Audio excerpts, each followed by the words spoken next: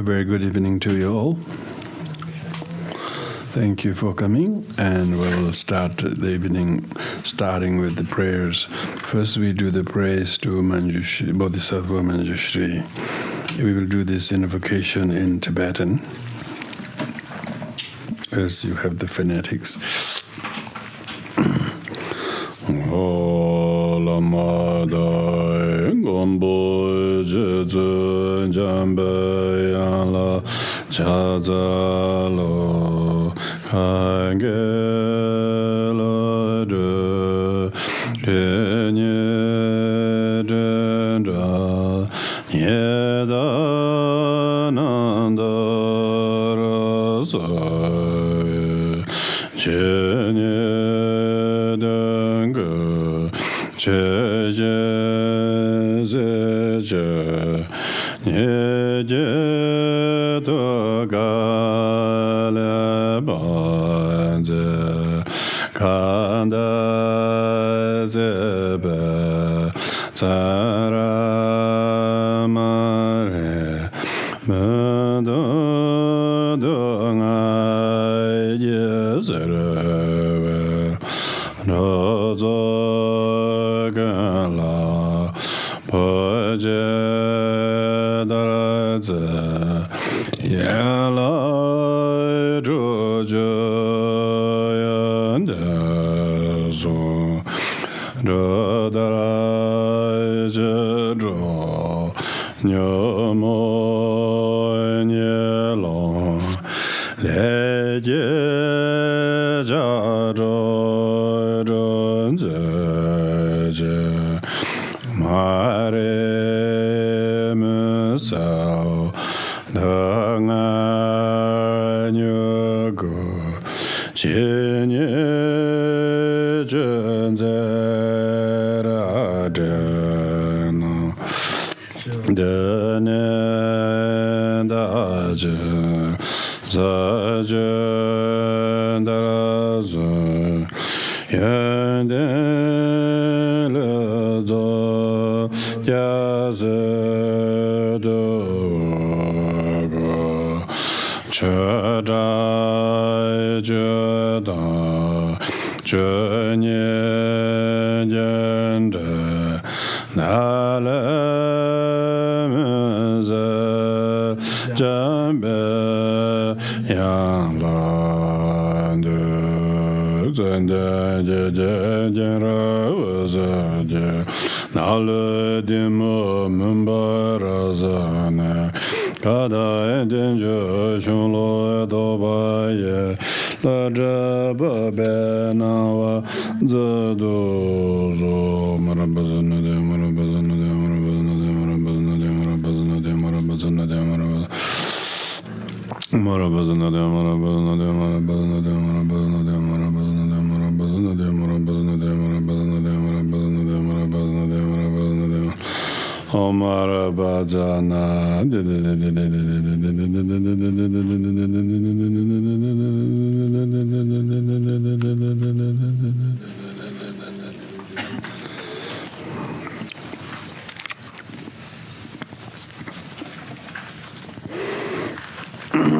The refuge.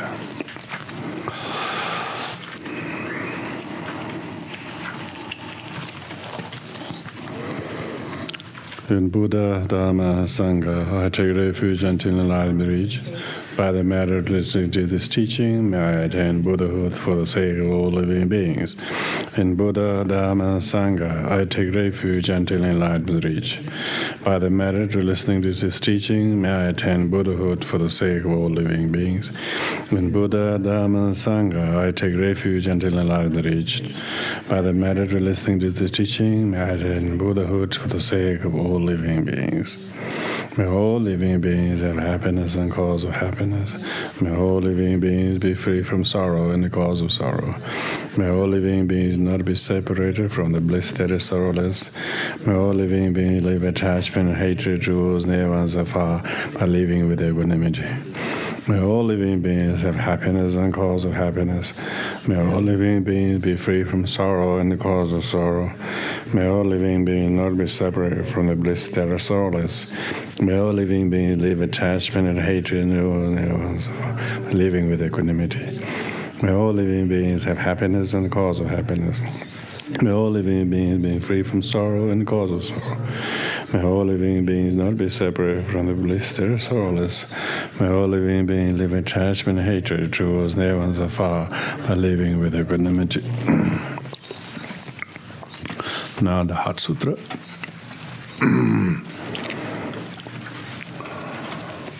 To the perfection of wisdom, the Blessed Mother, I pay homage. Thus I have heard at one time, Blessed Bhagavan was dwelling in Rajgriha, Vulture Peak, together with the great assembly of Sangha, great assembly of Bodhisattvas. At that time, the Blessed One was absorbed in samadhi or the enumeration of phenomena called profound illumination. Also at that time, the Bodhisattva, the Mahasattva, Superior Avalokita, was contemplating the meaning of the profound perfection of wisdom. He saw that the five aggregates also are empty of inherent existence. And then through the power of the Buddha, the Venerable Shari Buddha, said this to Bodhisattva, the Mahasattva, the Superior Avalokita. How should a son or daughter of good lineage train who wishes to practice profound perfection of wisdom? Thus he spoke, and the Bodhisattva Mahasattva, Superior Avalokita, said this to Venerable Shariputra. Shariputra, whatever son or daughter of good lineage wishes to practice profound perfection of wisdom should view in this way. They should correctly view those aggregates also as empty of inherent existence. Form is emptiness, emptiness form. Emptiness is not other than form. Form is not other than emptiness. In the same way, feeling, discrimination, or composition factors of consciousness are empty. Shariputra, in the same way, all phenomena are merely empty, that is, without characteristic. They are not created, they do not cease, they have no impurity, they are not devoid of impurity, they do not decrease, increase. Therefore, Shariputra, in emptiness there is no form, no feeling, no discrimination, no composition factors, no consciousness, no eye, no ear, no nose, no body, no mind, no form, no sound, no smell, no taste, no touch, no phenomena. There is no I element and so forth, up to mind element, also up to mental consciousness. There is no ignorance, no exhaustion of ignorance, and so forth, up to no aging and death, no exhaustion of aging and death. In the same way, there is no suffering, no origin, no cessation, no power, no exalted wisdom, no attainment, also no non-attainment. Therefore, Shariputra, because bodhisattvas have no attainment, they depend on and abide in the perfection of wisdom. Because their minds are without perfection, having completely passed beyond all error, they go to the completion nirvana. All the Buddhas who abide in three realms, having relied upon the perfection of wisdom, become manifestly perfect Buddhas in the state of perfect and complete enlightenment. Therefore, the mantra of perfection of wisdom is the mantra of great knowledge, the unsurpassed mantra, mantra equal to the unequal, mantra that thoroughly pacifies all sufferings. Because it is not false, you should know. Mantra of perfection of wisdom is proclaimed Tadyatham Gade Gade Baraga Parazanga de Bodhiswa Tadyatham Gade Gade Baranga de Parazanga Gade Gade Baranga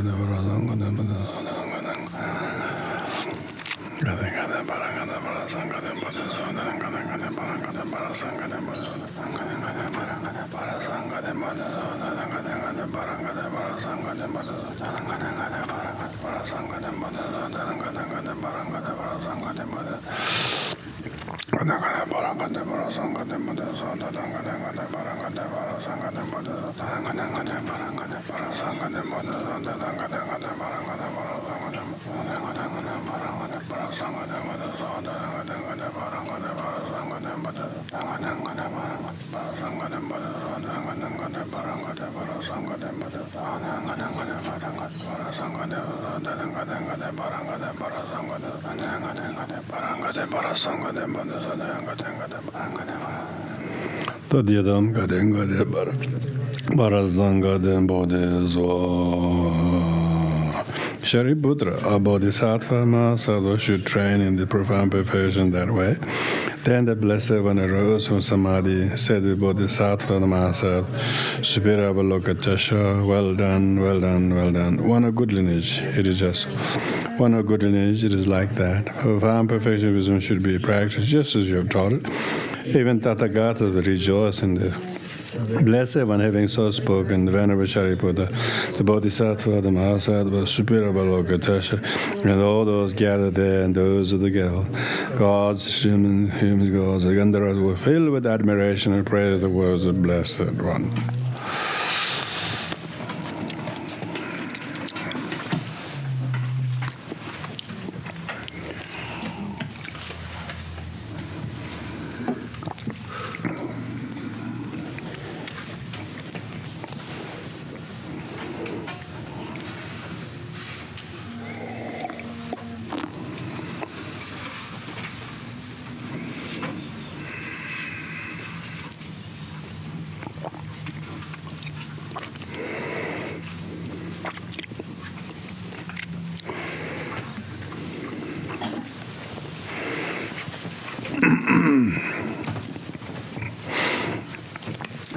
So we're going through Dharmarakshita's classic writing on how to bring on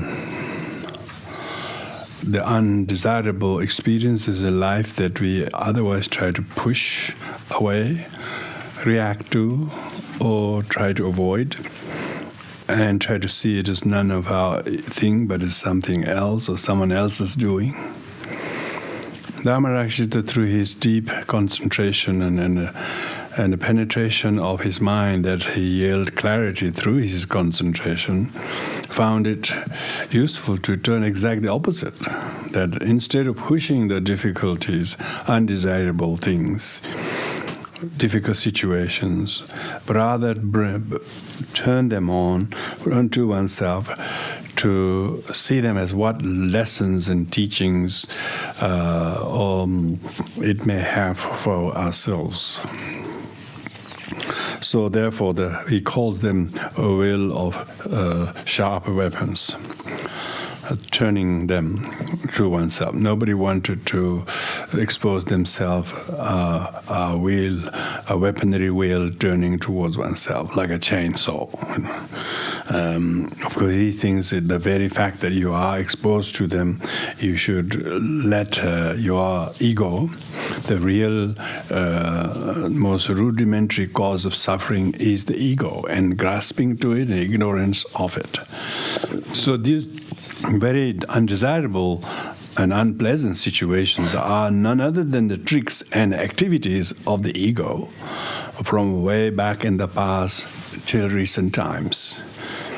And nothing undesirable experience happens to us unless some cause has been consummated by the very person who experiences them. Such kind of courage and ability to think that way itself is a saint, really. He had made Bodhisattva is a courageous, brave soul. It's called brave soul, really. It's brave to remember the benefit of cherishing others. Because one's reason to be brave is not to prove oneself correct, but bravery is to suffer for good reasons, suffer for the purpose of helping others, because the very bravery is selflessness. Try to practice selflessness, and if while trying to practice selflessness, if one cannot accept the demerits of past selfishness, you could not be selfless. So the difficulties we meet now are not current result of doings of the present self. But the difficulties we encounter are the debris of the past selfishness.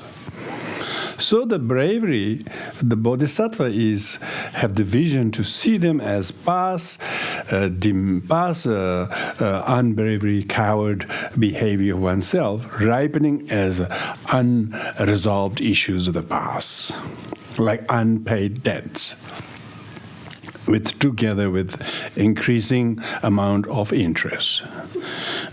So I think this has to be understood that way. That's then we have reason to be brave and let the wheel of sharp weapons turn. Because why the wheel of weapons are sharp? This sharp. Your karma actually hurts. Usually our karma hurts. Our own creation hurts us because we cannot be hurt by others' karma. It's almost it's illogical. Karma is only created, they say, ripened by the very consciousness by which it's created. The shadow of the flying bird is the shadow of the flying bird. That wherever the bird moves, the shadow follows that. And so he may be frightened by the shadow, but he doesn't realize it's his own shadow. So therefore, the very aversion that we have to the unpleasant things we have is actually can be turned into will of Dharma. Will of Dharma. If we are very, very receptive to it, as the suggestion here of Dharmarakshita's teaching, is when we see the will of sharp, undesirable things getting us. People say, "You're really getting me." Yeah, it's actually our own karma is getting us. Our own past demerits, the past selfishness is getting us. So therefore, one is really well armed and well armored with the Bodhisattva principles, how not to be intimidated by them, but let this become the pulverizer of our ego, and I would say the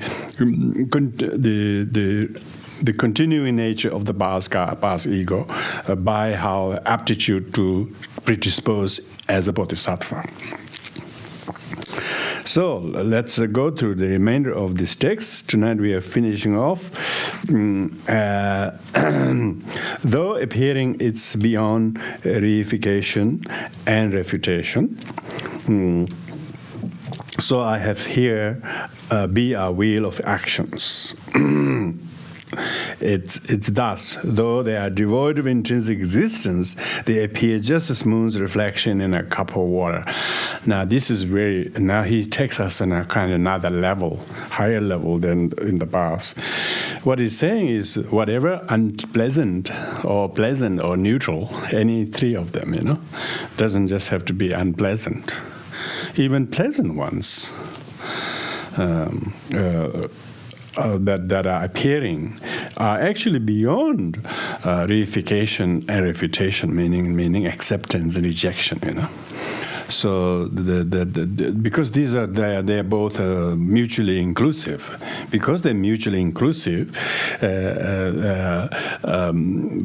whether unpleasant things happens to you, even if you accept them, even you say, well, the wheel of sharp weapons turn on myself, they actually are only, it appears as the wheel of sharp weapons turning to you, but actually there is no really truly existing wheel of activities happening. So he's talking about ultimate level, yeah.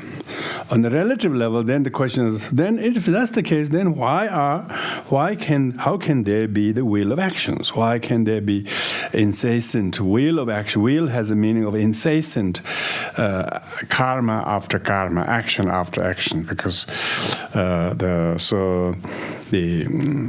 So this is the intriguing thing, is that if there is no truly existing actions, then why there are incessant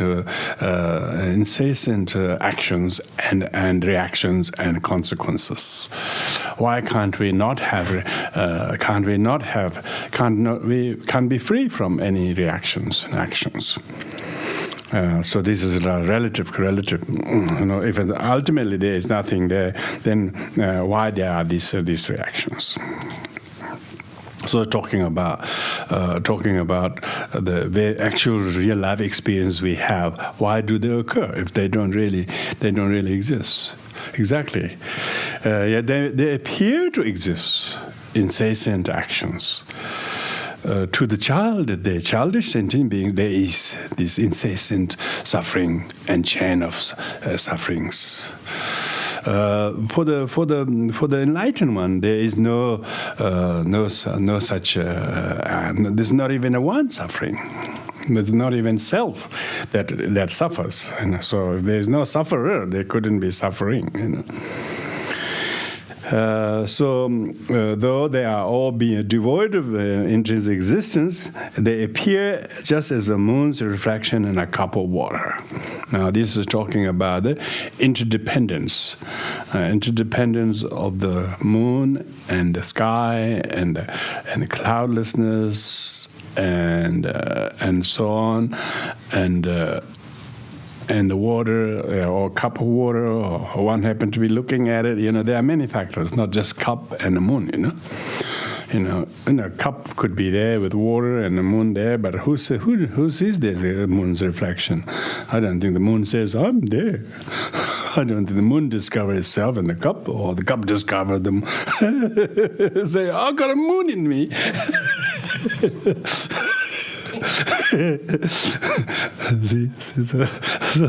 So that shows that if the observer is not there, there is not even cup, let alone moon in the cup.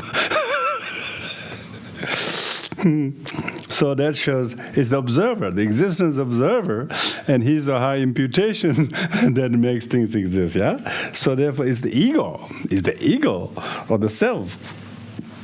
So this is the wheel that has been that we are asking to turn, is because the ego itself is now owning its own perceptions. Even a perception, a perception of the moon is that makes them that connotes what's the reflection of moon is.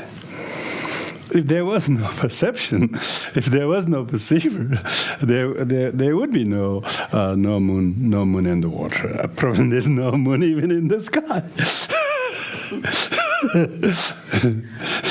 Probably there's no even sky. I mean, who says the moon is in the sky? I mean, sky is not a fixed GPSable. I mean, where does the GPS says sky here? It's the non-sky that GPS is actually is positioning. The sky itself is never says the sky here. We have arrived in sky. See, sky itself is empty. So you can't have a content without the container. If you can't locate the sky, how can you locate the content in the sky?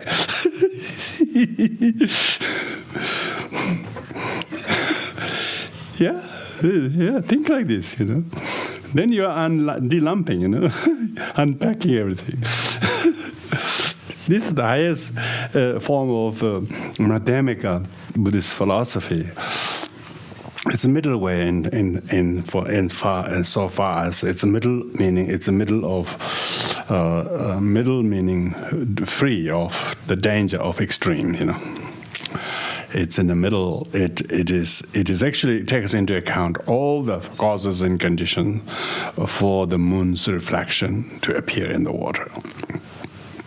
Knowing the reflection of the moon in the cup of water is a very beautiful example, and however small the cup is, as long as there is water and so on, as long as you're looking in it, the moon is adequately going to fit in this. The moon's reflection is going to fit in this tiny cup. However big the moon is, Yet when you think about the truth, of course the moon could not fit in a cup or a lake, or even in the whole Australia, it couldn't fit. So the phenomena in the relative level, due to causes or condition, things appear, but it only appears, but when you examine carefully, it does not really exist.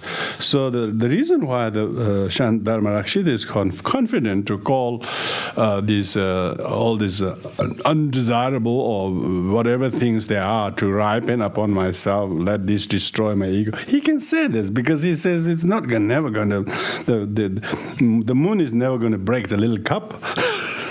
So he says, bring on. Bring them on. Bring them on. Because when you see the emptiness, empty of inherent existence of the moon and of its reflection, so it's easy, there's nothing. So you can never take enough blame to hurt you. See, you're quite capable of taking any blames. Because blame do not truly exist by itself. Even advice, even praise is not really praise. So people caught in the worldly dharma of liking praise and disliking the disparagement, and this causes the childish sentient being to caught in the duality, the extremes. Middle way is not falling into either attachment to praise or aversion to disparagement. Seeing the futility and of the sentient beings, one doing this to each other and other getting affected by it, poor thing. And so that goes with gain, a loss, gaining friendship, or losing friendship, or gaining status, or losing status, or whatever. There is only childish beings celebrate gain and become depressed or loss. It only appears to be gaining for that time, but soon it will be not a gain really at all. I wish you never had it. So that shows the extremeness of the attachment to gain, even gain. Not to mention the aversion to the loss. So this is very profound when we say will of sharp weapons, is that it really will sharpen your mind. And then your mind will be the will that is very, very sharp. It can see the empty of inherent existence of everything. But yet it sees the causes and conditions without dismissing any of them. Every bit of the causes and condition is part of the whole, but no whole exists by itself. Imputation, they call xianwang, kundak, xianwang, yongzhup. This they call three natures. Kundak means imputation. Xianwang means dependent, and yongzhup means accomplishment. Everything is due to that. Kundak means imputation. For instance, we call this clock here. Yeah, you have to see this side. Otherwise, there wasn't much clock for you. You would know what that gadget is. Yeah, it's got clock. It's only clock when you look this way. Otherwise, there's no clock. So imputation. So imputed, So only because it's imputed and it's got some kind of relative factors that actually fits the definition of what a clock is. So that's called kuntak. Kuntak means imputed. Everything is imputed. Moon's reflection is imputed too, And moon is imputed. There is no moon other than the imputation, Because when you touch the thing they call moon, doesn't look like moon. It looks like whatever the guy found when he went there. It never had been the moon, They thought it was moon. They thought it was the moon. They're disappointed. Gosh, it's just they haven't got even water in this. So everything's a mere imputation,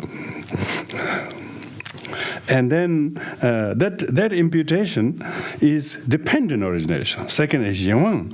Jianwen means other-powered, dependent on others, dependent on others. So that this clock is not clock from its own side. Even I impute it. If there wasn't this light, you can't see it. For instance, it's empowered by the light. Therefore, you can see it, And if you have never seen a clock before, I will take a long time to convince you. And people say, "What's that? What's that?" I haven't got a clue what you're talking about. They say, because they are not used to the imputation designation. They're not used to the designation, and so on. So everything is dependently originated. So then, due to the first two, due to the imputation and the dependent origination, then there is Yongzhu means completion. Then it's completely produced. Then it's produced. Then there is production. Then there is clock. So if you don't agree, if you have never heard a clock, you couldn't realize it is clock. You couldn't reach to the conclusion that it is clock. So like that, everything that is dependent on these three natures, which they are. Say somebody abused you, and you say somebody abused me. So first is your imputation. The person says, no, I didn't do that. No, it wasn't really. I didn't mean to do that at all. Please don't misunderstand. We keep saying, no, we are so fixed in our views that they abuse me. Really. And violent. He's violent to me. They say, he's violent to me. They don't realize he didn't say, I'm going to be violent to you today. We gave the definition. We imputed it. Someone who's violent, and then he looks like violent whenever. Even he didn't do anything for that day. He still looks like a truly existing violent person. Not because he is, but because we imputed it. Person who may have behaved maybe one day a little bit violent, a little bit aggressive, and we think he is violent. He was perceived violent before, but we keep thinking he is now always violent. So even present thought is a new imputation. They call subsequently cognizing mind. We are actually thinking that's him. What do you thought was violent? And so the imputation just snowballs. And we don't realize this imputation, that when we think he is violent, it has many dependent things. He is dependent on many causes and conditions.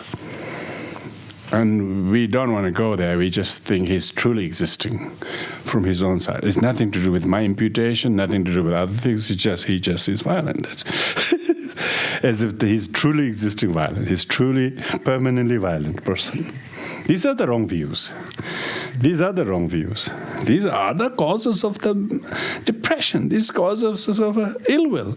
These are causes of hurt and despair and an inability to forgive, let go.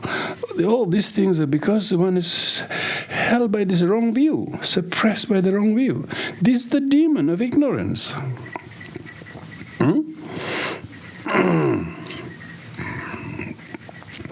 So they only appear, but they're not there.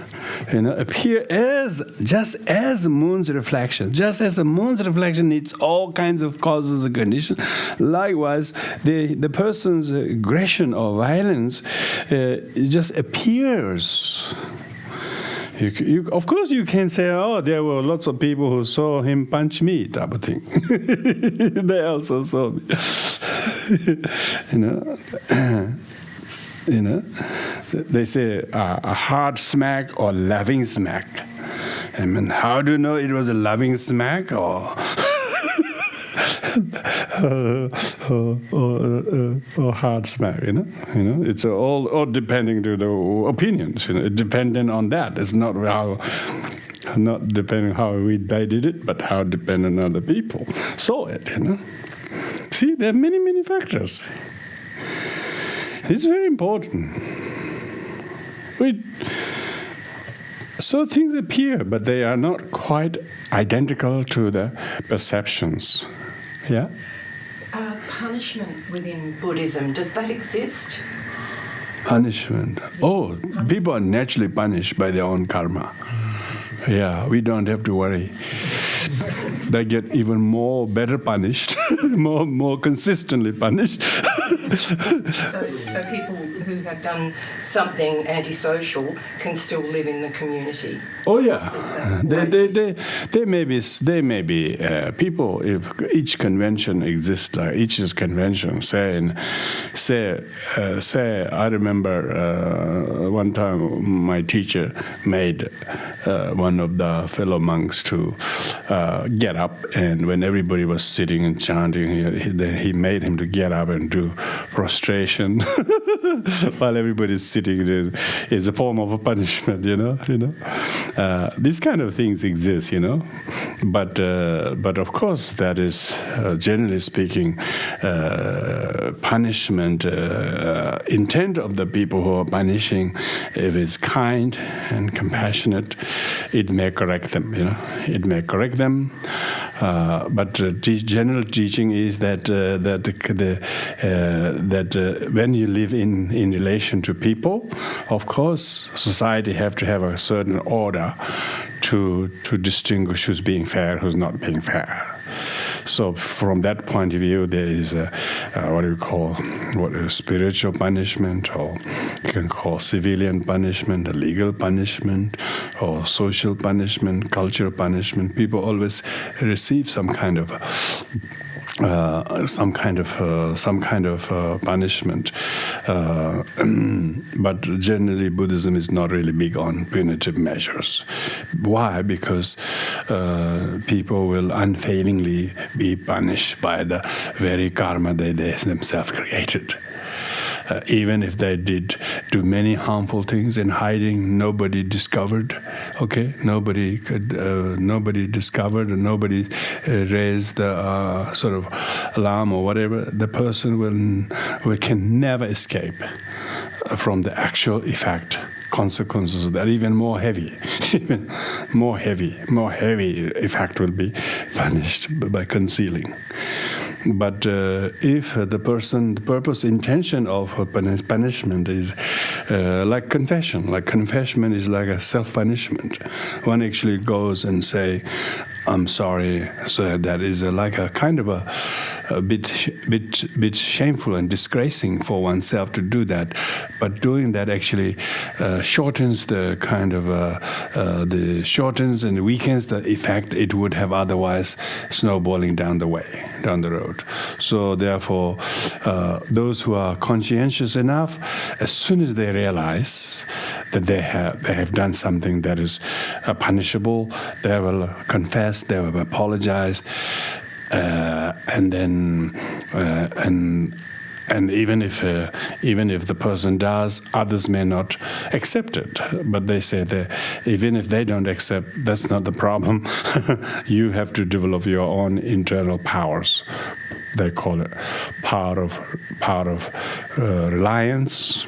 You have to ask the Buddhas and enlightened ones to bear witness to your sincerity of confession, and you have to have power of regret, deep regret into yourself. You have a deep power of promise not to repeat in the future, and then power of restoration. Then you restore your goodness. Even punishment is trying to restore the person into correcting the person so they don't do it. The intention is usually that. But these days, our intolerant society are making punishment for them to suffer. We want them to suffer. Almost like intent is for them to suffer. thinking as if the person has done something to harm others so much that he doesn't realize how much he has made others to suffer, so let him suffer, as a very kind of very punitive measure, which is actually intent is not to correct out of kindness. If the correct intention is out of kindness to correct the person, then it usually is like a loving smack. So punishment definitely is a law of karma. That's what teaching says. If you don't practice dharma in this life, try to rectify one's own mistakes, even without people pointing to us. If some people don't realize or don't own it, of course need someone pointing to for their own benefit. Is that one actually learns how to purify those karma now, so that it doesn't impact in our future lives. So Buddhism definitely believes the very anxiety of practitioners is so that their future lives or later in this life is not impacted by the unpurified karmas, wrong karmas now. So one who usually gets spiritually or whatever punished, they don't exhaust the suffering karma by punishing. They exhaust the karma by accepting the punishment. If one doesn't accept the punishment humbly, it doesn't necessarily exhaust. If he's receiving the punishment with ill will and aggression, and it doesn't correct the person.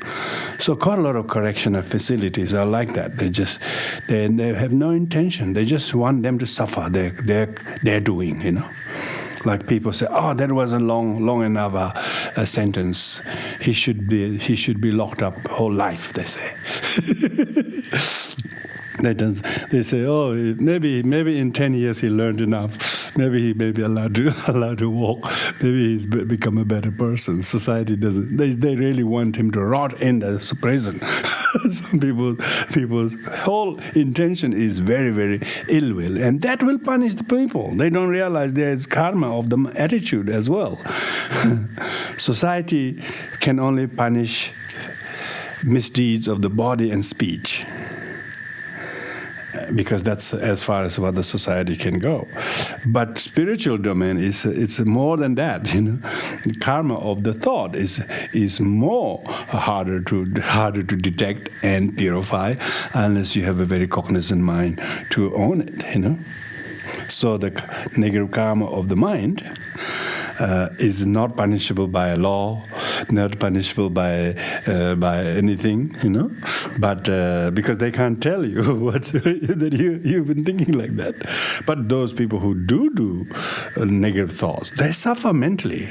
They suffer mentally longer than any physical punishment punishes them.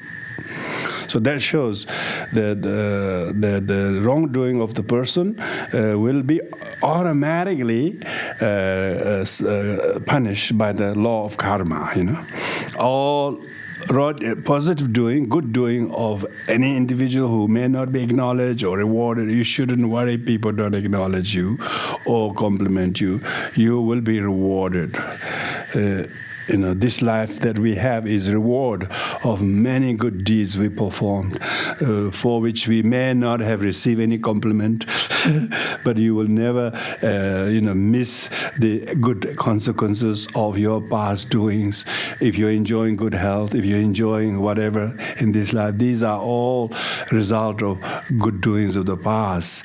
So we should never feel. Therefore, one who understands karma in Buddhism is so important that even if people don't compliment for the good you do, you don't become this needy person who needs to be recognized, who needs to be complimented. You don't have this neediness. If you do, probably waste it quite a bit. So even if the negative karma are committed, nobody says you, nobody punishes you. One's guilt of knowing that nobody knows, but one's having done it, even heavier karma will punish. So quickly oneself redeeming of them through one's prayer and meditation and confession. Daily practices. The daily practice people do is not because they are free of karma, but they assume they are still in karmas that they haven't quite properly exhausted. So in many ways, people staying up late, getting early in the morning, doing the practices, they're doing so with a great sense of volunteer punishment. Volunteeringly, they rather let themselves to bear hardships so that it is actually useful early rising and late night bed going. And so you try to actually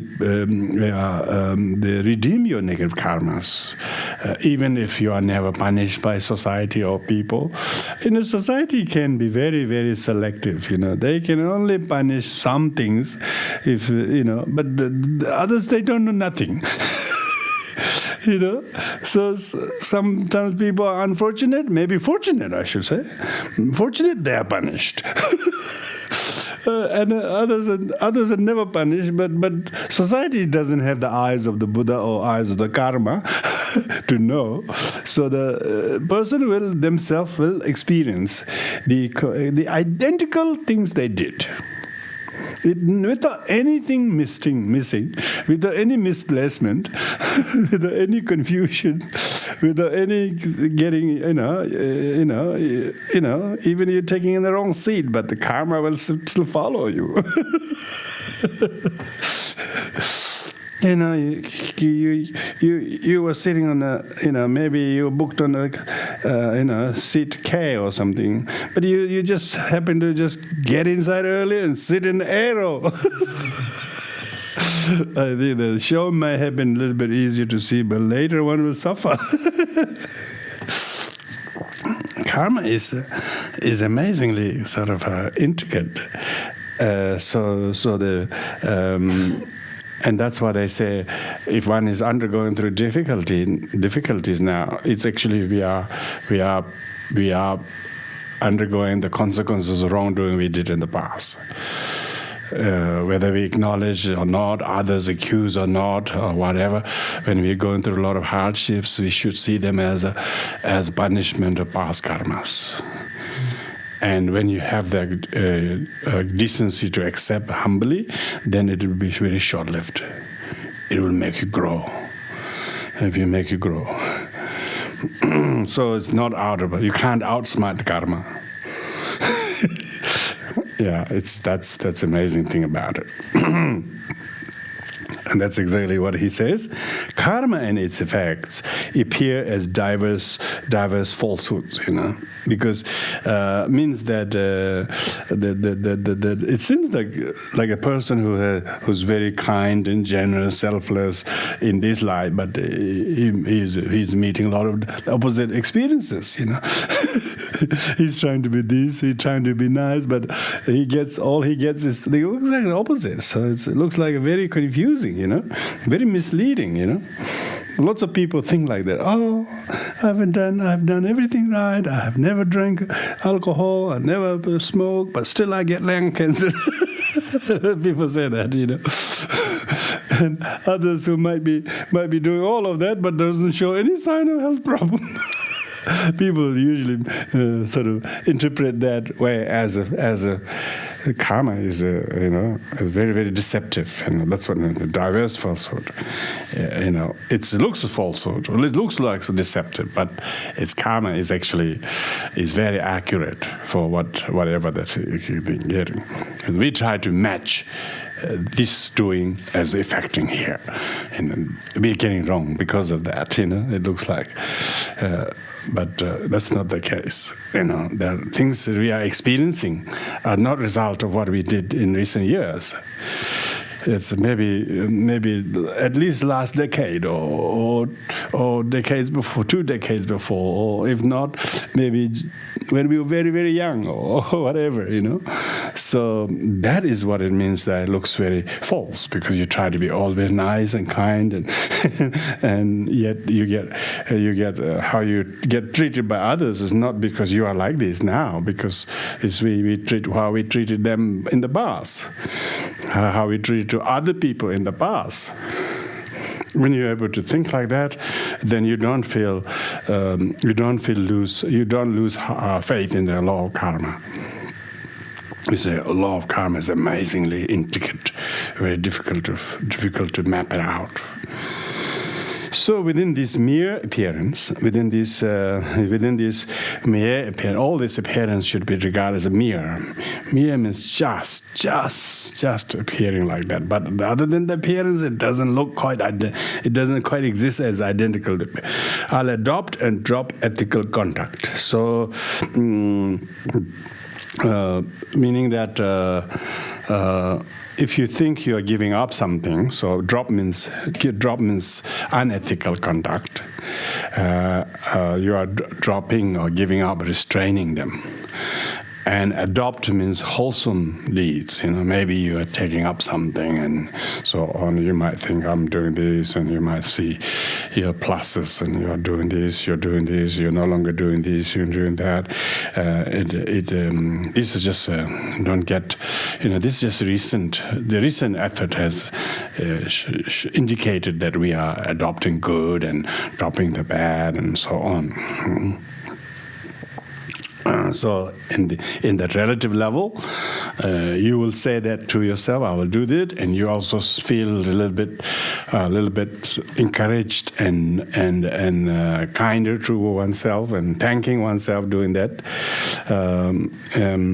When the fire at the end of the universe blazes in a dream, I feel terrified by its heat, though it has no intrinsic reality. So in reality, basically in everyday situation, whatever good you adopt, whatever bad you have dropped, and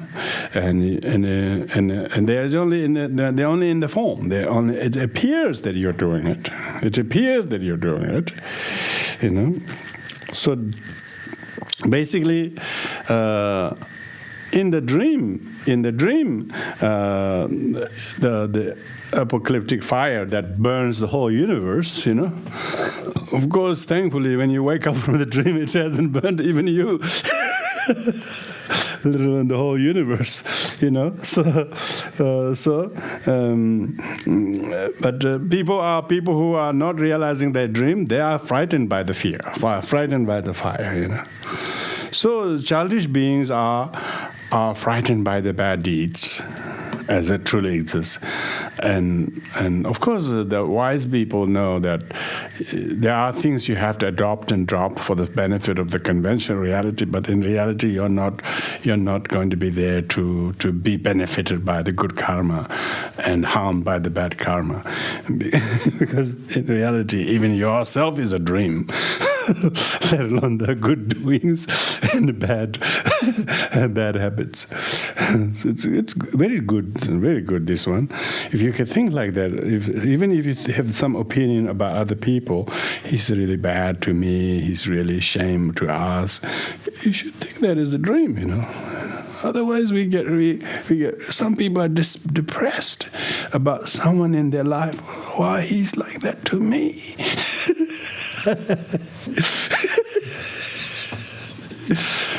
This is a very big tragedy.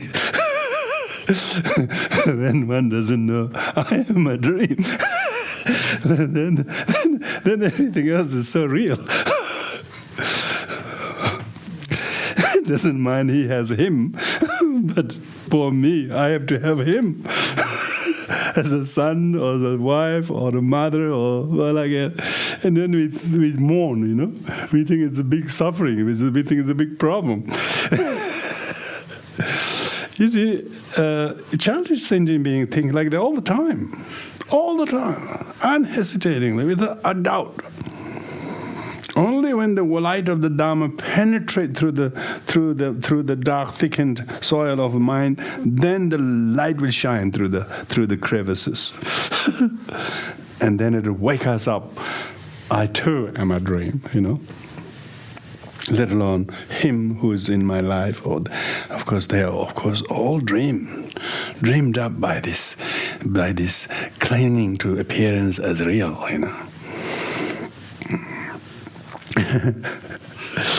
This is particularly relevant to those people watching.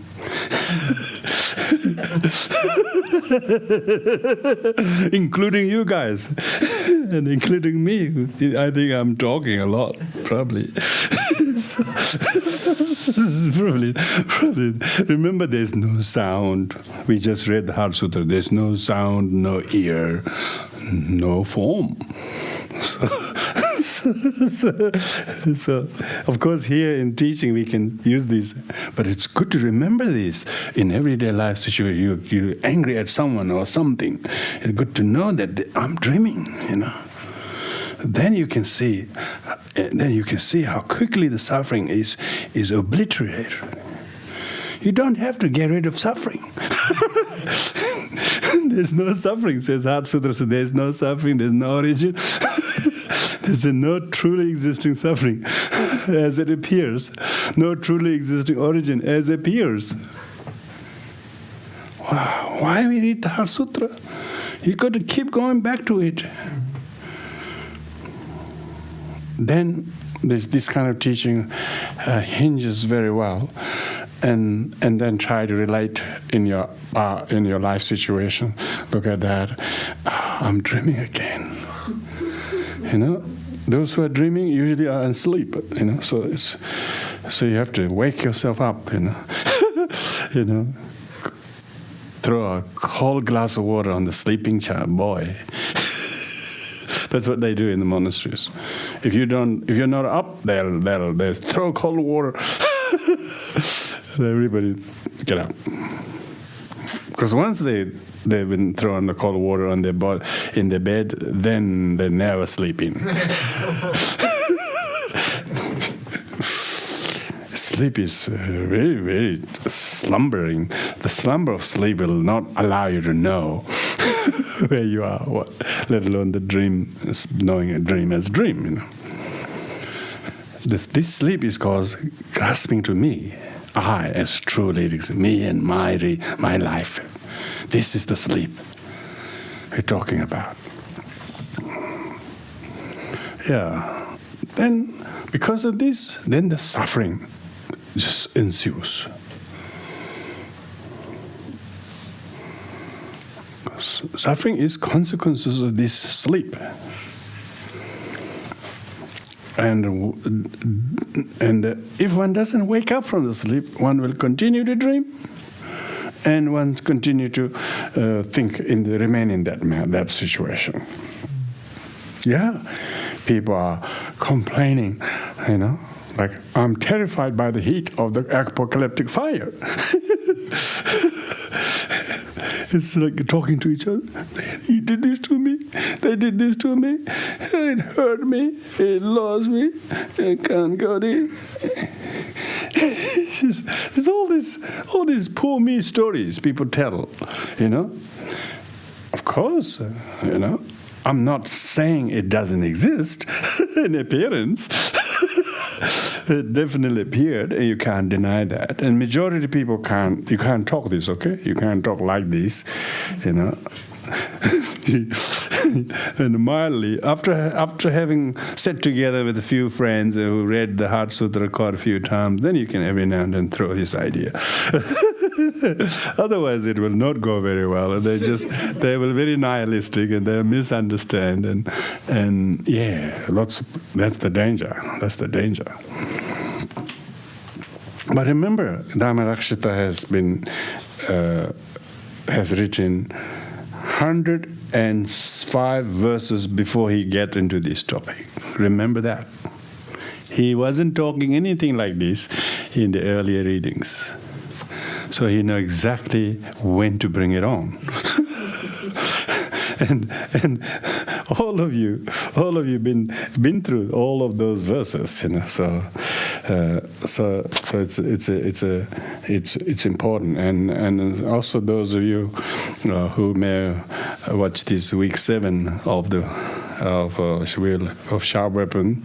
If you just happen to bump into the 7th, you probably shouldn't watch this first. You should go back and watch the other 6 first. So don't just pick and choose. That you just listen accordingly in the sequence. You know, while listening to this, watching this, randomly add your choices there. It's good to have some discipline to study or learn something systematically.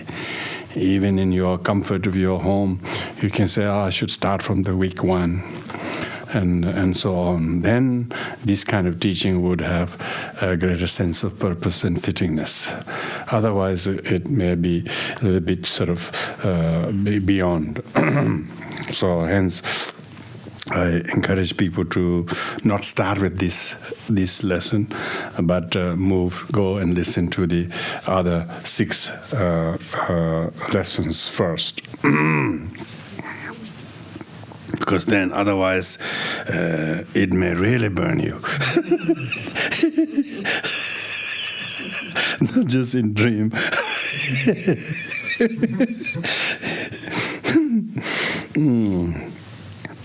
Though hell realms and their likes have no intrinsic reality, out of trepidation for being smelted, burned, and so on, I'll exercise restraint. When in feverish delirium, although there is no darkness at all, one feels as if plunged and trapped inside a deep and dark cave. So this is talking about the hallucinatory experiences that people have in real life.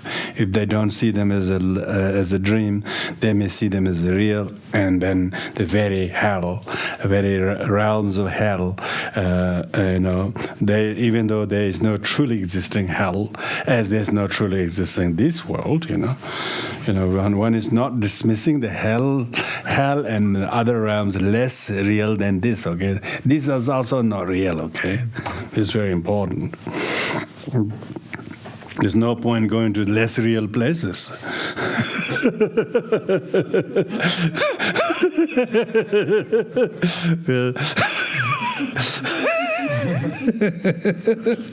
You have no danger of going to less real places. There isn't anywhere you're going to go. There is no goer, let alone the going, and less real places to go.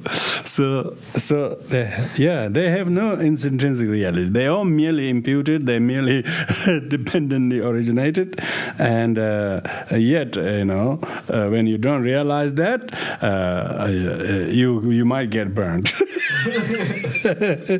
Yeah, you might be followed. You might be chased by a lot of hellish beings. So therefore, to practice restraint right from now, so to speak. Just kidding, of course.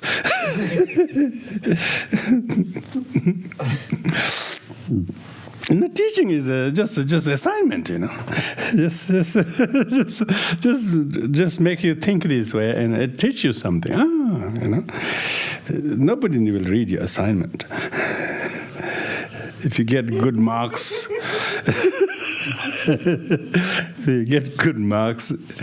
don't get attached to them.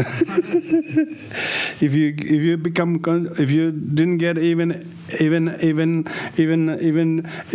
credit, don't you worry. Don't you worry too much. Though ignorance and so on lack intrinsic reality. See? Even ignorance. There's no ignorance, we read in the Heart Sutta. There's no ignorance. There's no exhaustion of ignorance, it says. I'll dispel ignorance by means of 3 wisdoms. Yes, bring them on, all 3 of them. Yes. The 3 wisdoms are wisdom of knowledge. Wisdom of knowledge means study and listening. Traditionally called listening, but these days could be reading and study itself. but listening is probably just as important, and study and reading. Knowledge, wisdom of knowledge, that we call power of knowledge. Even in ordinary life, you wouldn't. People who haven't studied, they don't stand a lot of chance getting a good job or whatever. So knowledge, wisdom of knowledge. And the wisdom of second is wisdom of contemplation. Contemplation, wisdom of knowledge is merely theory. It's theoretically like that. But you have to contemplate, which means you have to realize, understand. Wisdom of understanding, this is the second one, is you have to intellectually, cognitively, and rationally have to really understand the teachings. The purpose of the teachings, not just technical things, definitions, and so on. Some people know the definitions very well, but they don't really have any understanding of life. They are just the bookworms.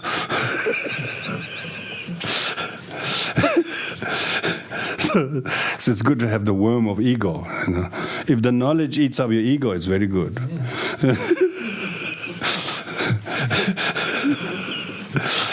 So wisdom of understanding. And third one is wisdom of meditation.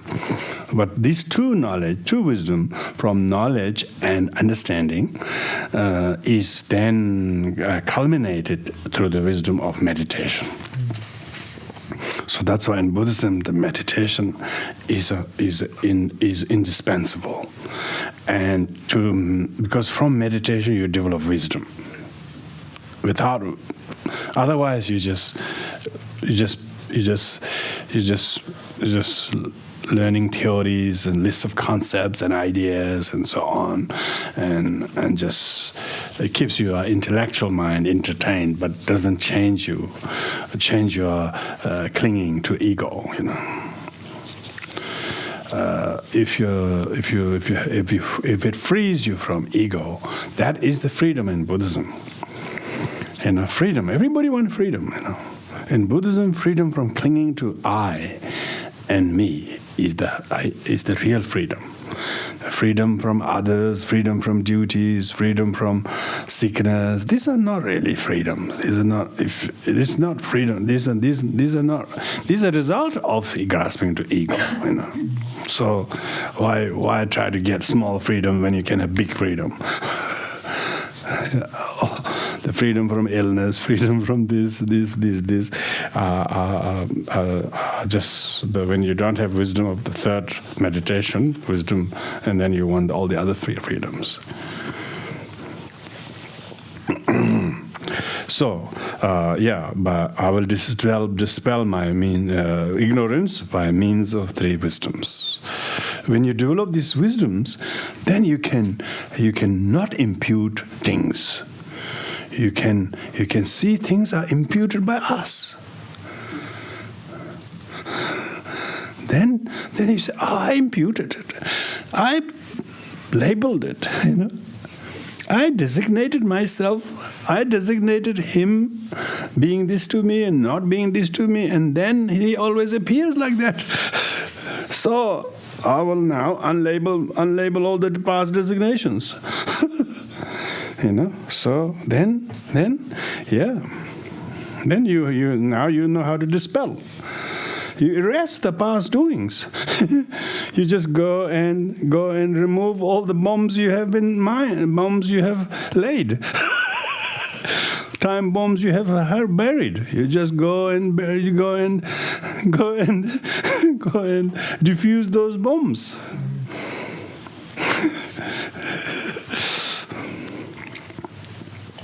When a musician plays his violin with a song, if probed, there is no intrinsic reality of the sound. Yes. Of course, a musician will not play the music afterwards,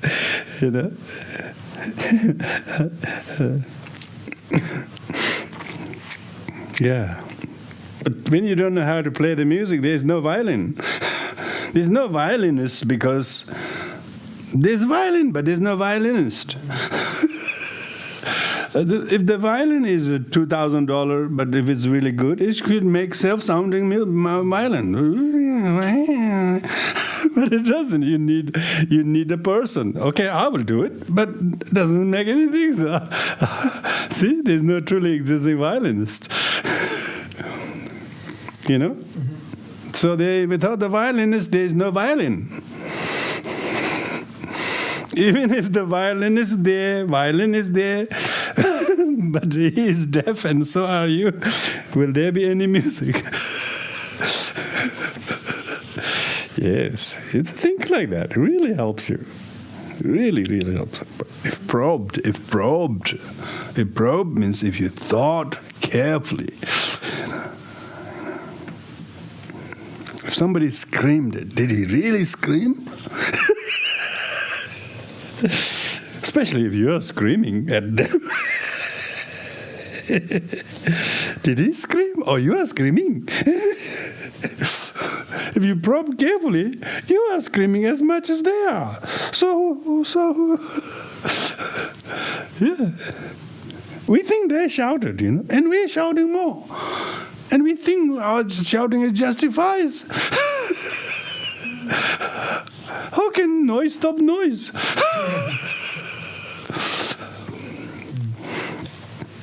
So next time you don't say shut up. If somebody's noisy, just keep silent, because there's no truly existing noise there. It's only if your ear is intolerant, then there is a noise. It's really good. It really helps. These are practical. This is really, really practical. Is it really him noisy, or I'm noisy? I'm noisy without making any noise. I'm supposed to be silent, but inside a lot of noise.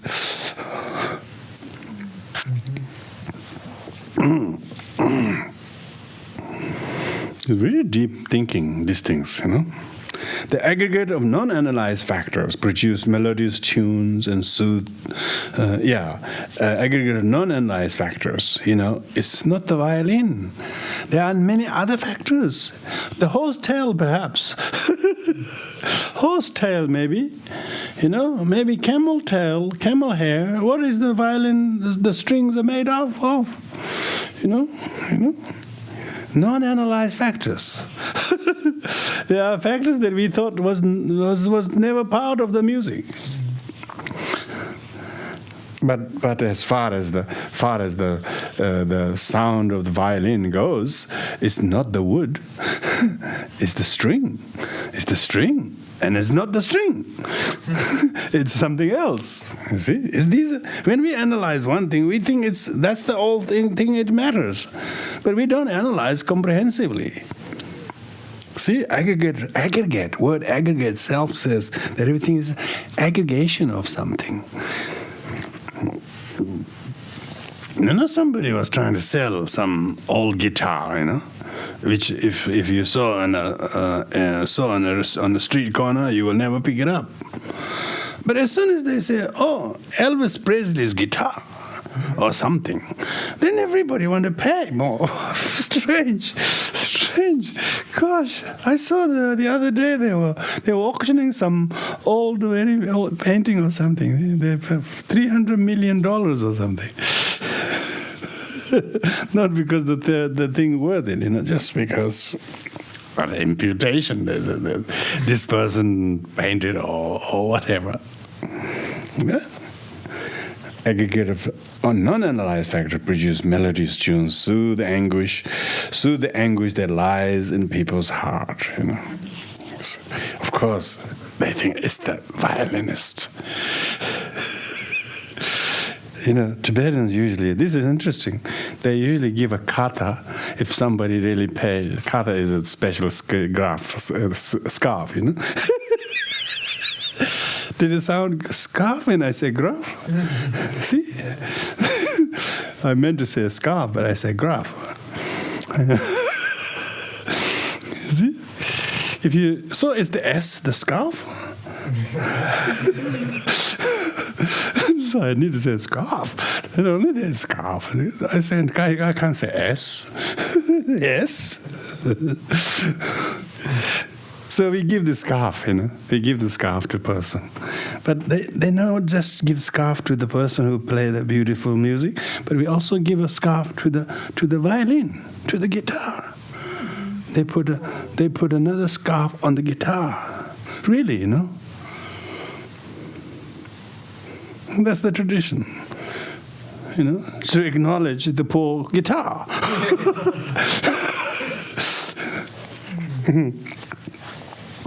It's good to know that. As soon as you do that, you straight away step back, Step back. Not entirely him. Not entirely what he said. Not entirely that didn't say it. You see that there are many, many unanalyzed factors contributing to the whole scene.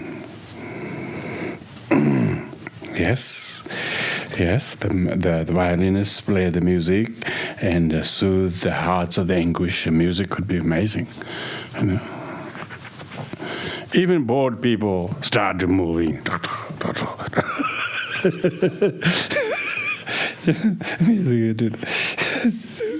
They can all play their music. They can switch tune. No, they have to go to opera house. They have to go to Canberra Theatre to feel really good. Yes, it's amazing. Position. Your seat is so good. You can see everything, you hear everything. Usually nothing, but we hear everything. We didn't hear anything, but we hear so much. Likewise, when karma and its effects are thoroughly analyzed, usually we are analyzing some, but not analyzing most of it. That's the problem. They do not exist as intrinsically as one or many. Because otherwise, it's him, it's me, this is my problem. And it's so difficult to say it's karma of the child. Just give a break to the poor mother. Karma of the mother. She had to do lots of caring and lot of doing, and so on. There are many people who have karma. Everybody's got some small certain shares of karma. Of joy, of sadness, and when they have joyful, and they didn't last long. And the mother have joy only short joys, And so there's nothing to do with her, Of course, a lot to do with if the child progresses, that's good. She's dead, she's still happy. The child is doing good. She doesn't stop rejoicing. Even she's dead, but karma of the child still, it sort of echoes in her heart. Karma doesn't need to be witnessed. Karma is very, karma is in the air.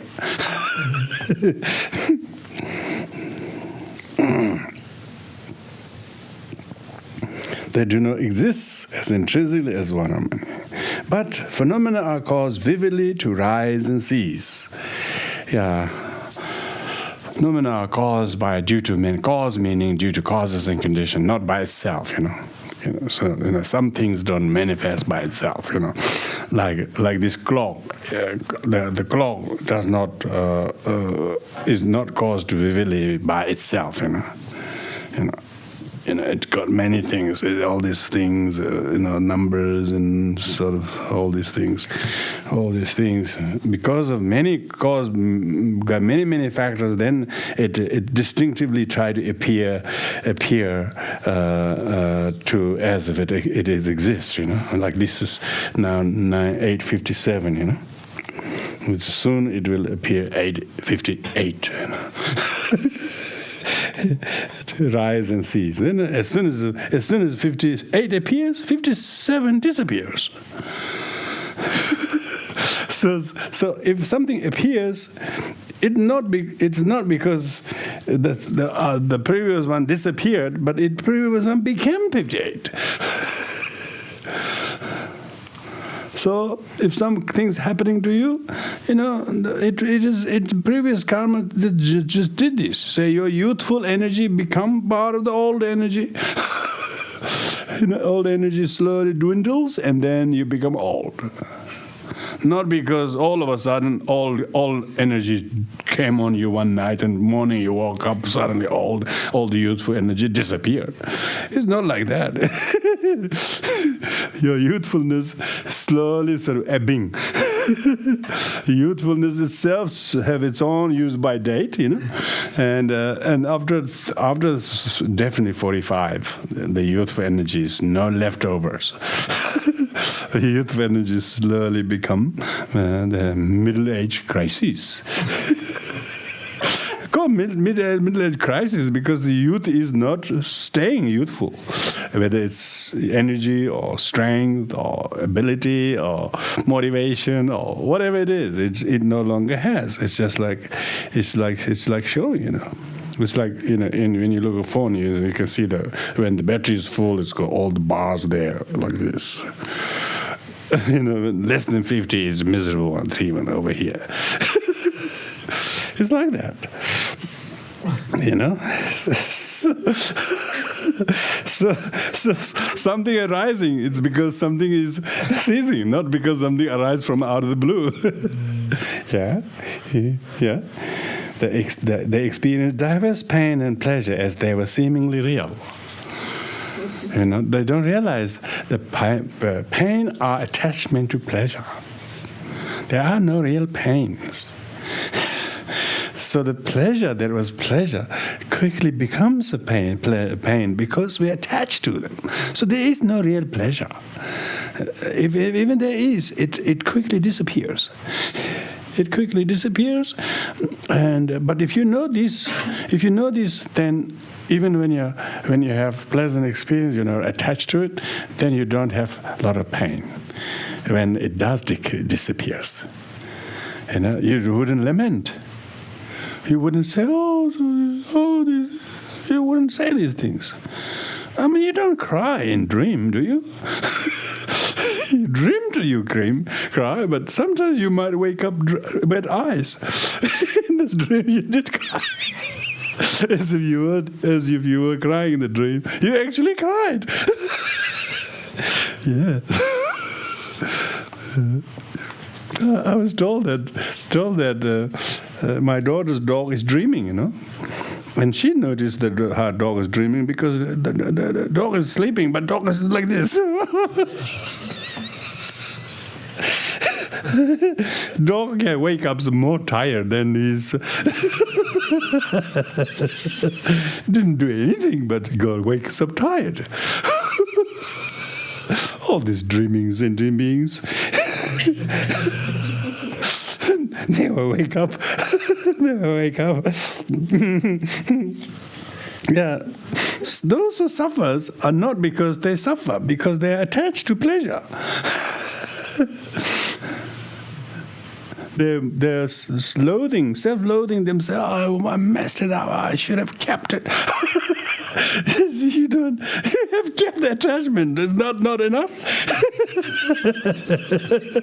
It's bad enough by itself. Do you still need the thing? Hope not.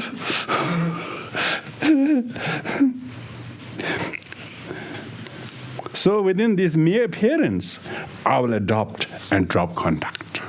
So adopt whatever is necessary, drop, not think this is real, that is bad, this is good. There's nothing is inherently good. So even you are doing some good because you adopt some. You should think that I'm good, unlike him. And then therefore don't look down on others just because you're doing good. Because what you're doing is necessary for you, but you shouldn't see that as totally real. It's only recently you're doing these things. You almost have to hide the good you're doing, so that they don't look so arrogantly real. When drops of water fill a vase, it is not the first drop that fails, nor the last drop, or each drop individually. Through the gathering of dependent factors, vase is filled.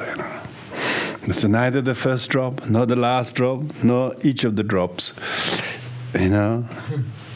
By the size of the vase, perhaps.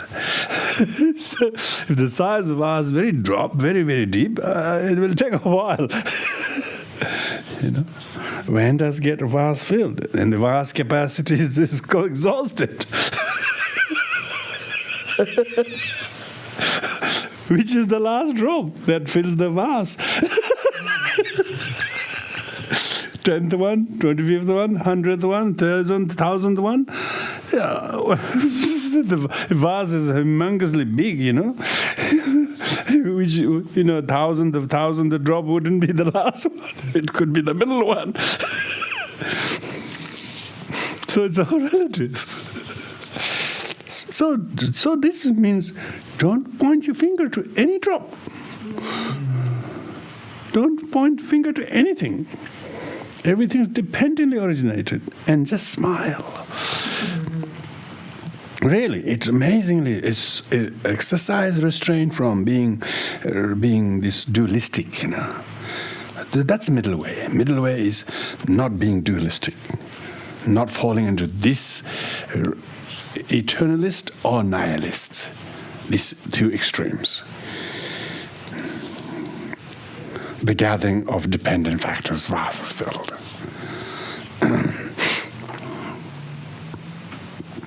Amazingly profound way to think of this in everyday life situations. You think of this, you think this. You used to think like that, but you just now amazed that you're starting to think differently. And as a result of that, you're not so nitpicking. You're not so aggressive or right or wrong kind of dualistic mind anymore. What you have to do, but still skillfully and compassionately. Those who don't know this thing, poor thing. And there are most people don't know this, they don't think like that. So because of that, you have to be extraordinarily skillful. Even if they're pointing one finger, oh, do you think so? Do you think so? Where's the banana and the cake? Where's the banana and the cake? Oh, I'll help you to find it. Oh, I can see some flour here. I can see soda. I can see sugar. I can taste sugar. Because they're so busy. They get so busy. Poor sentient beings, so miserable to each other. They don't even know they're doing it. So we have to be, this empowers us. Even compassion is a very, very small virtue if you don't have this wisdom. If you have this wisdom, then compassion is compassion with essence. What's the essence? The emptiness discerning knowledge. If emptiness discerning knowledge then makes you to practice compassion, not because someone is moaning or groaning, because they don't know this. See, this is the profound illumination. Why Shakyamuni Buddha was entering the deep meditation that empowered the whole congregation could go amazing silent, and Shariputra and Avalokiteshvara enter into deep conversation. Because he knows majority of sentient beings don't have this mental predisposition to know, think, and see this way.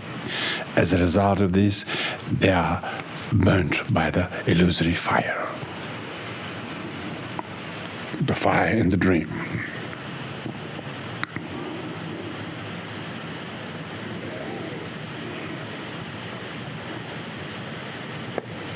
Likewise, the experience of the effect of pain and pleasure is not due to the first instance of their cause. Yeah? No, it's due to the last instance of the cause, you know. The experience of pain and pleasure will arise from the coming together of dependent factors. Wow. So within this mere appearance, I'll adopt and drop conducts. So you still have to adopt some positions and drop certain things. Probably is drop the wrong view, adopt the right view. You know, that's the highest droppings. That's the highest adopting. All others are just useless, meaningless, mistaken droppings and adoptings. If you don't have the wisdom, you get attached to the adoptings, you get aversion to the droppings. That's not really learning at all.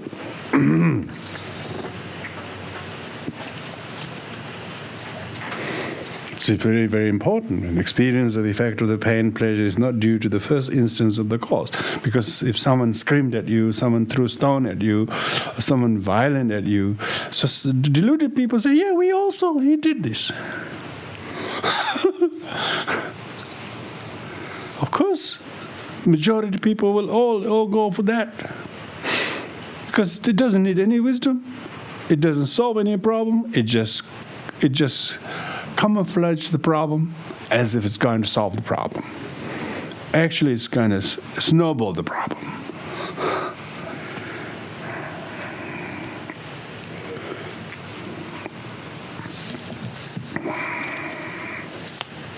The domino effect, so to speak.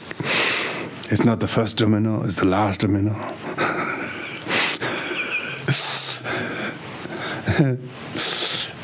It's people who made the domino probably should be also counted in it. People who unpack the domino from the box should be also counted. They are non-analyzed factors, you know. Karma, is that an energy of it unto itself, or is it an entity that imposes karma on people, or is it just something that... Karma is dependent origination. Dependent origination. It's like saying here, it is due to the coming together of various dependent factors. And itself doesn't exist by itself. It's self-perpetuating. It doesn't need any influence on it. Yeah, we use the karma as a thing, but it's not a person, not an institution, we can theorize it. We can explain it, but it is almost beyond what we can really possibly explain. You know, it's just the matrix of law of cause and effect. It's just like saying, "Wow, beautiful carpet." You can look at the carpet, you know, but every single knot and the colors and the designs and the loom, you know, everything has made the carpet, you know. There's no single knot that will be carpet. Even 20 knot will not be carpet. It's just small little half a square inch, maybe. So when we look at overall, it's just a dependent factor. So many things. Yeah.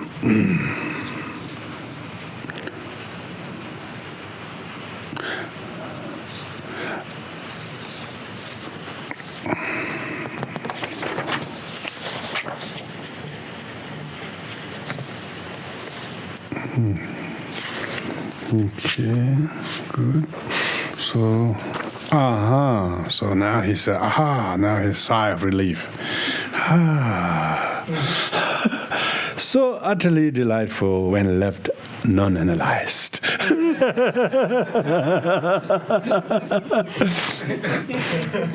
It's like doing meditation, you know. Just not getting involved in the karma. It's almost so utterly delightful when left non-analyzed. This world of appearance is devoid of any essence. Yet it seems as if it really does exist. Profound indeed is this truth, so hard for the weak to see.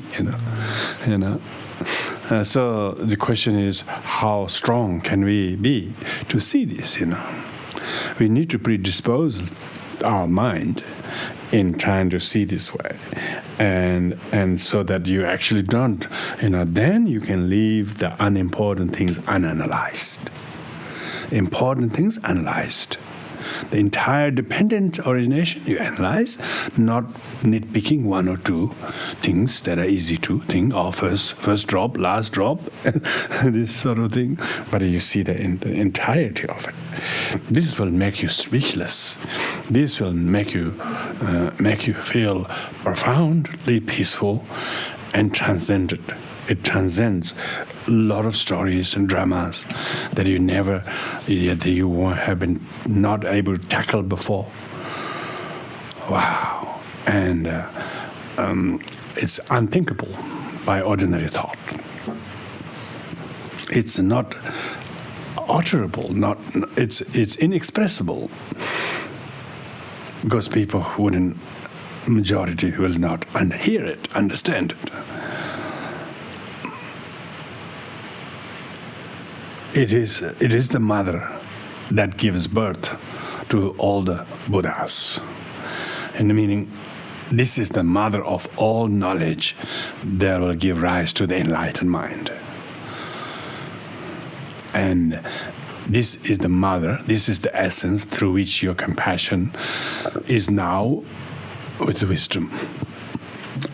And you now have to practice compassion, because all beings are faltering and weak and blind, and because of emaciated by lack of this wisdom.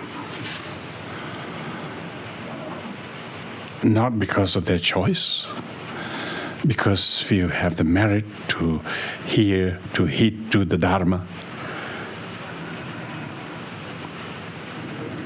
And so you're not going into any personal things, but that's all there is. That's all the reality of samsara is. So weak to see this. Blind perhaps, old perhaps, relying on a very shonky walking stick perhaps. Yeah, that's why the ignorance is depicted in the wheel of life as a weak old person, blind, and try to negotiate the road with the walking stick. So that's the weakest of all weakest links. Now, as I place my mind on this truth in total equipoise, now this is the meditation. Always try to turn to this meditation. Watching the breath, sitting upright, mantra recitation are just props.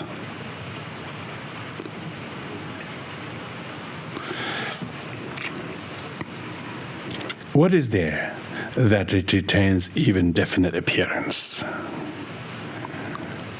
What does and does not exist? What thesis is there anywhere of is or is not? One can see the fallacy, waste of energy into getting into is and is not, and so on. But childish, of course, beings take side on one, on another, go against another, and then create duality. And then you could see how they're weakened and emaciated. They're so malnourished by lack of this wisdom. They have many things materially, but they still feel completely deprived of this knowledge of all, mother of all knowledges.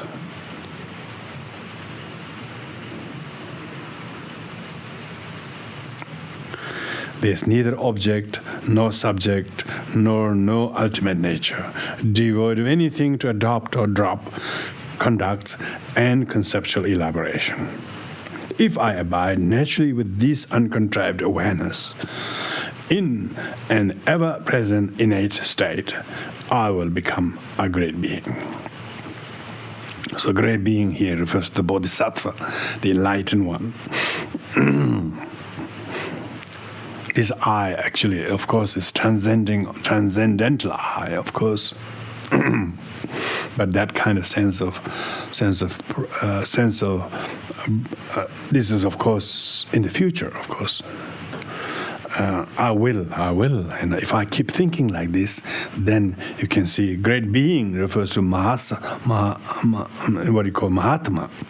The word Mahatma it means great being, Mahatma. Atma doesn't mean great self, great being, Being is not self.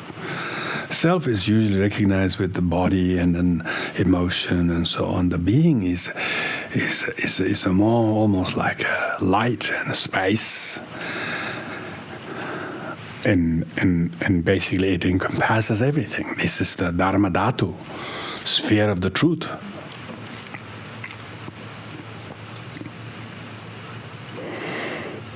Amazing kind of luminosity. Indescribable though it is, but if we try to make a feeble effort to describe, it is like a luminosity. Thus, by analyzing the relative and ultimate altruistic mind, this is why Dharmarakshita taking so much liberty to explain is that Lojong teachings, which mainly were motivated and inspired by his teachings to Atisha and other teachers later on, all the subsequent writings were all stems from the teachings on the bodhicitta, altruism, relative altruism, and ultimate altruism. May I accomplish without obstacles the two accumulations.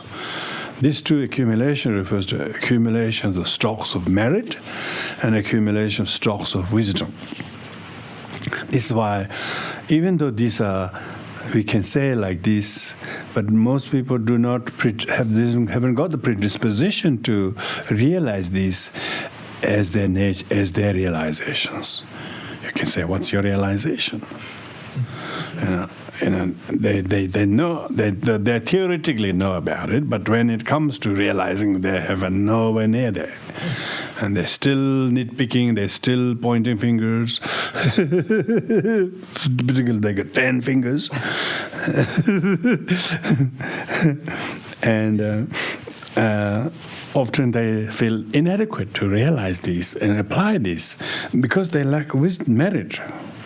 Without obstacles. We have obstacles of karma and obscurations. So these two obscurations of karma and the knowledge are remedied by the two accumulations and realize perfect fulfillment of two aims. These two aims refers to sometimes called double purity, that being able to attain rupakaya for the benefit of other sentient beings. That's the aim number one, and then aim number two is the attainment of dharmakaya for one's own purity. So unless we have realized dharmakaya, we cannot manifest in rupakaya, form body. Every form we appear is not a form of dharmakaya, rupakaya, but it's karmakaya. It's a form of the karma. Karmakaya. I haven't used this word before. It sounds very funny. Karmakaya. Yeah, you like it? Karmakaya. Always karmakaya king.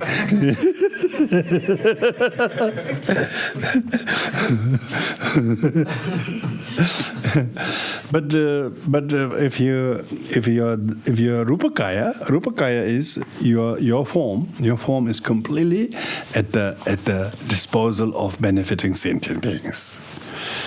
So that is the meritorious karma, isn't it? Meritorious karma.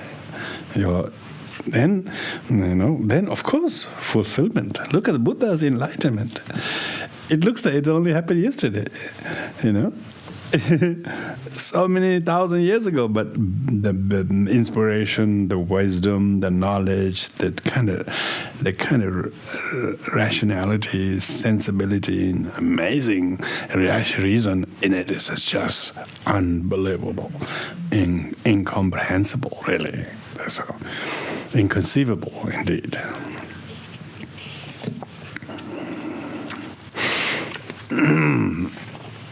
So there we finish. The epilogue of this text, according to Dharmarakshita, says, this text entitled Wheel of Sharp Weapons, striking at the heart of the enemy of ego grasping, was composed by the great Dharmarakshita, a yogi possessed of vast scripture knowledge, the full power of logic and deep, profound insight.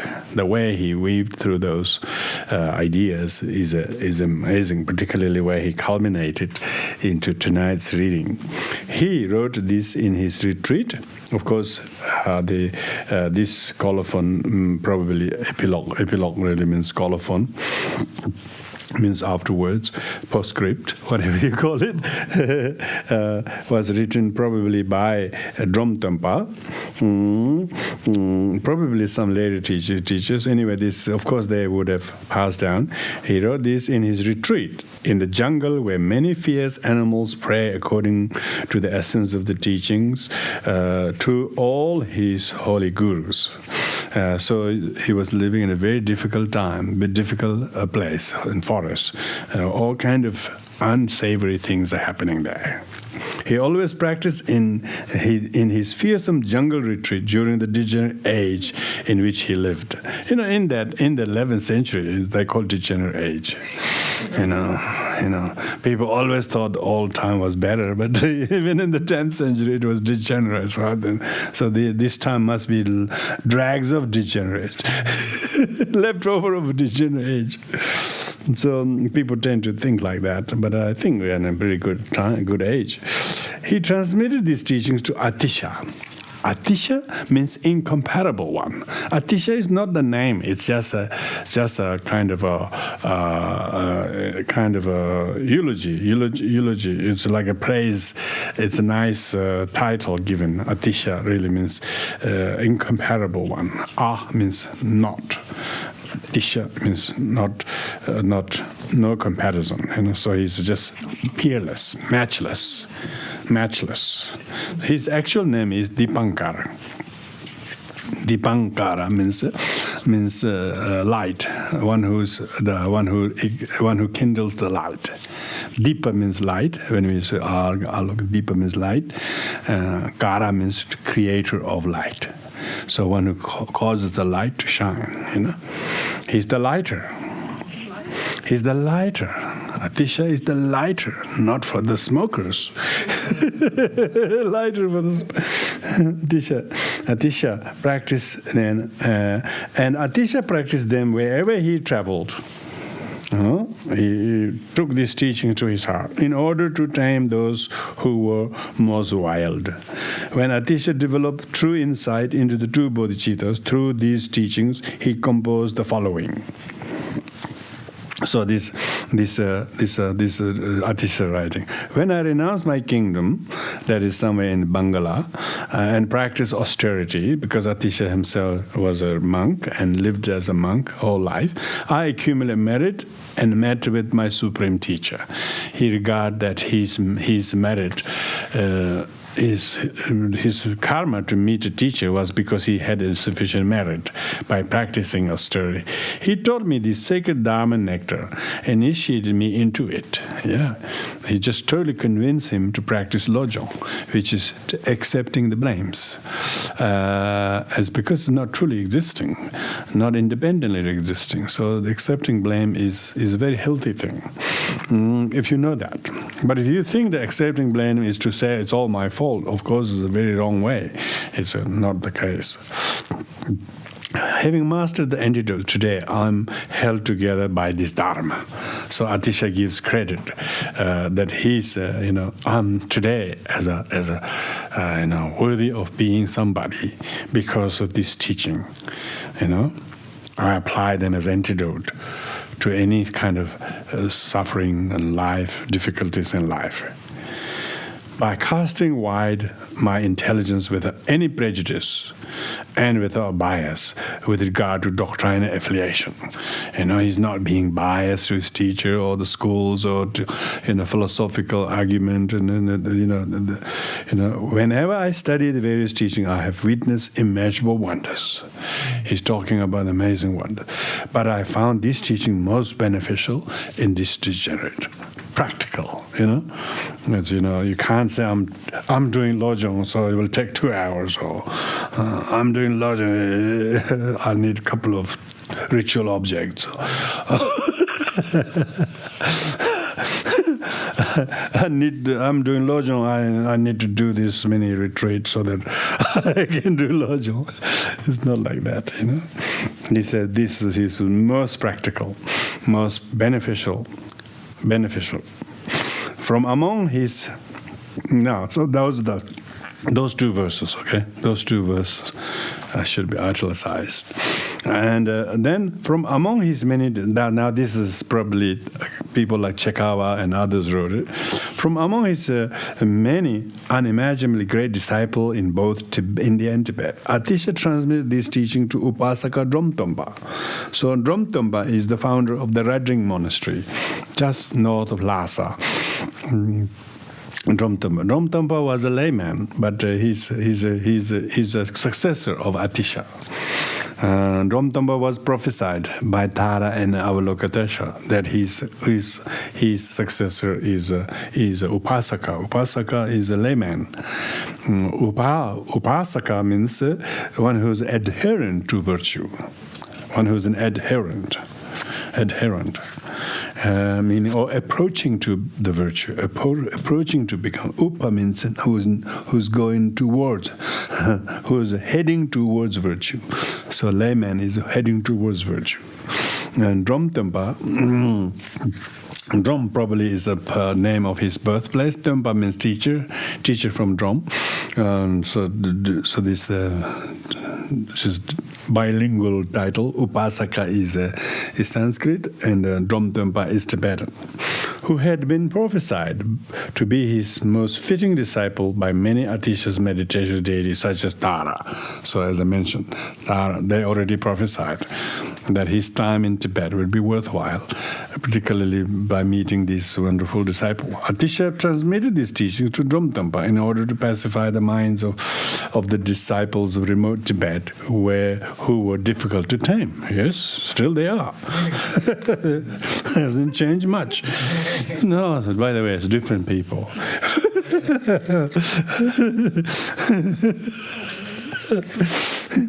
And this work has been translated from Sanskrit. Yeah, so this original text must be in Sanskrit, but I don't know whether it has survived or recreated. Definitely was translated. And translated into Tibetan by none other than Atisha himself and by Dromtompa together, a collaboration.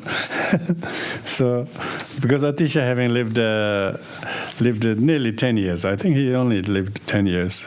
He went to Tibet in 1042, and I think he died in 1053.